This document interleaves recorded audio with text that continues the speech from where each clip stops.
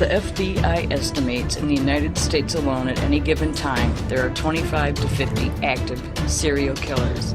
Now, imagine across the world.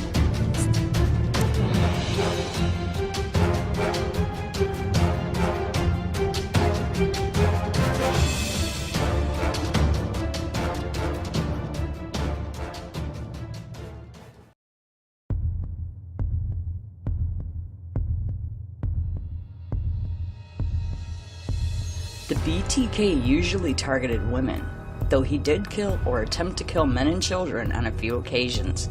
He would wander through Wichita until he found a potential victim and enter their homes through home invasions. The kills were highly premeditated, as he would stalk them beforehand to know when they would come home, who they lived with, bring various items with them to use for the kill and the break-in, like duct tape, rope, a screwdriver, which he would prefer to put in a briefcase or a bowling bag. Then, he'd cut off the phone lines to prevent the victims calling for help. He did not, however, make a habit of bringing a hit kit until after his first few murders, initially using objects from the people's homes. He also wore what he referred to as hit clothes to the murders and later disposed of them.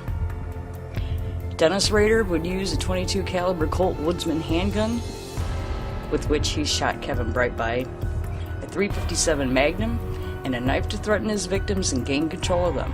On 2 occasions, he also masturbated on the victims' bodies. The victims were typically tied up, sometimes using items from their home, and killed by strangulation, either manual or with the ligature, or suffocation with a plastic bag. When he strangled his victims, he would do it repeatedly as a form of torture, and then become sexually aroused from watching them struggle. In the case of his 5th victim, Catherine Bright, he tried to strangle her, but stabbed her with a knife instead when she struggled too much. He also took souvenirs such as underwear from his female victims, driver's licenses, and personal possessions.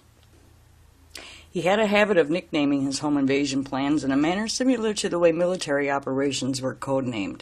The Catherine Bright home invasion was called Project Lights Out, and Vicky Wegerle's murder, Project Piano, because he liked listening to her play.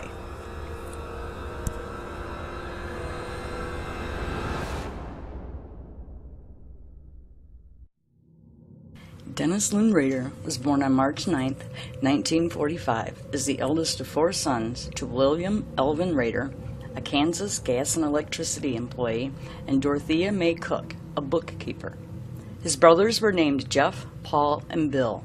Though he was born in Pittsburgh, Kansas, he was raised in Wichita, where he attended Riverview School and graduated from the Wichita Heights High School. In 1957, he was confirmed into the Zion Lutheran Church. By his own account and several reports, he engaged in animal torture during his early years, hanging cats and dogs in barns, and harbored a sexual fetish for women's underwear. After attending the Kansas Wesleyan University between 1965 and 1966, he was in the U.S. Air Force until 1970, stationed in Texas, Alabama, Okinawa, South Korea, Greece, and Turkey. During this time, he would peep at women undressing and burglarize houses to steal their underwear.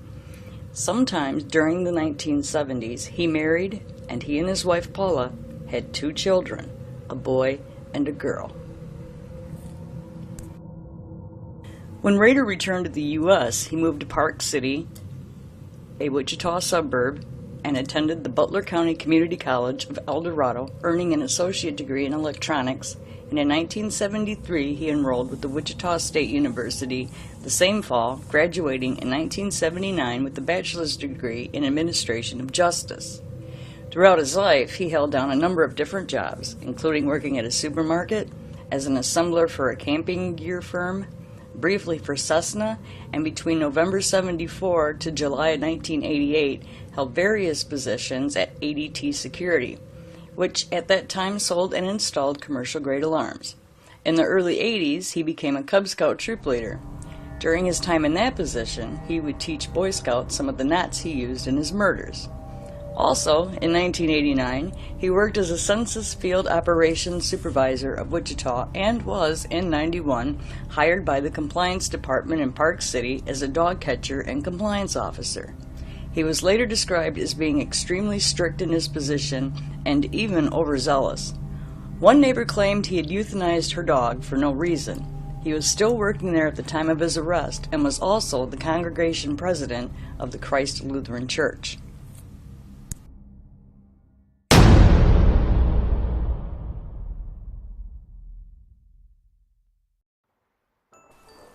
Rader's killings occurred between 1974 and 1991, during which time he killed a total of 10 people, the first 4 of whom were killed in one night. While his wife Paula was sleeping, Dennis Rader broke into the home of the Otero family and murdered every person inside the house. The children, 11-year-old Josie and 9-year-old Joseph, were forced to watch while he strangled their parents to death. Josie cried out, "Mommy, I love you," while she watched Rader strangle her mother to death. Then the little girl was dragged down into the basement, where Rader pulled off her underwear, hung her from a sewer pipe, and then masturbated. He killed her. Her last words were to ask what would become of her, and he told her very calmly, "Well, honey, you're going to be in heaven tonight with the rest of your family." He took pictures of the dead bodies and gathered up some of the little girl's underwear as a memento of his first massacre. He took his next 2 victims just a few months after the Otero's 15-year-old son discovered his family. Rader stalked and waited in the apartment of a young college student named Catherine Bright. Before he stabbed and strangled her, he then shot her brother twice, though he survived, and Kevin later described Dennis Rader as having psychotic eyes. Occasionally, he took breaks from killing, and during these periods he would engage in autoerotic behavior to keep his urges satisfied. He enjoyed performing self-bondage, sometimes wearing a mask he used during some murders, or even female underwear he had taken from his victims. He struck again in 1977. He raped and choked his 7th victim, Shirley Bean, to death while her 6-year-old son watched through the keyhole of a door. Rader waved every morning to 53-year-old Maureen Hedge while on his way to church. When she became the BTK killer's 8th victim, tied up, it was Dennis Rader himself who had been the one to comfort and reassure the family. "Don't worry," he told them, "you're safe." In truth, Dennis had murdered the woman the night before, after sneaking out of the campsite he was chaperoning on his son's Cub Scout retreat. He returned by morning to the group of young boys with no suspicions. In 1986, he killed his 9th victim, 28-year-old Vicki Wiggerly, while her 2-year-old watched from a playpen. Her murder would remain unsolved until the BTK killer unknowingly brought himself to justice. Rader, in some respect, fell into a domestic life and in '91 began working for the Wichita suburb of Park City as a compliance supervisor. He was known to be an exacting officer and often unforgiving with clients. That same year, he committed his 10th and final crime.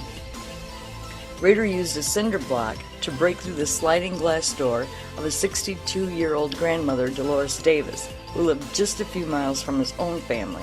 He dumped her body by a bridge. And then, nothing. It just stopped. Throughout his serial killing career, Rader sent several letters to the police and media in which he graphically described his murders.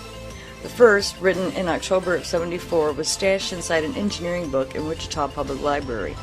And in '78, he sent another letter to Wichita-based TV station KAKE, in which he also suggested a number of names for himself, such as the Wichita Strangler, the Wichita Hangman, the Asphyxiator, and the name the public came to know him by, BTK Killer, signifying his MO, bind, torture, kill. The next letters did not come until later.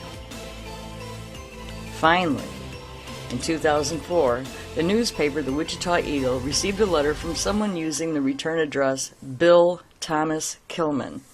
The writer of the letter claimed responsibility for the September 16, 1986 murder of Vicki Wiggerly through a series of crime scene photos, details about the murder, and a photocopy of her driver's license. Prior to this, the murder had not definitely been tied to BTK. KAKE also received a word puzzle containing words like fantasies, realtor, serviceman, and telephone in May of 2004. In December 8th of 2004, Rader made calls to a number of companies, including KAKE-TV, to tell them the location of a package he had left for the authorities. It took him a while to get responders' attention. Because he introduced himself as BTK, they all thought it was a prank call and hung up on him. One postcard sent to KAKE used the alias Hap Kackman and the station's own address as a return address. On February 16, 2005, Fox TV station KSAS in Wichita were sent a floppy disk. A forensic analysis revealed that it had been used by the Christ Lutheran Church in Wichita and contained a reference to the name Dennis. An internet search revealed that Dennis Rader was the president of the church council. On February 25, 2005, he was arrested and formally charged on February 28th. As a result of his arrest, Rader's wife filed for divorce the same year, and it was allowed to forego the legal 60-day waiting period. As Kansas did not have capital punishment at the time of Rader's murders, he was sentenced to 10 consecutive life sentences. He is currently serving this time in the El Dorado Correctional Facility and is not eligible for release before February 26 of 2180. He is held in solitary confinement 23 hours a day, only being released 1 hour a day for yard exercise, and is allowed 3 showers a week. Through good behavior, he's been allowed a few privileges, such as access to television, radio, and magazines.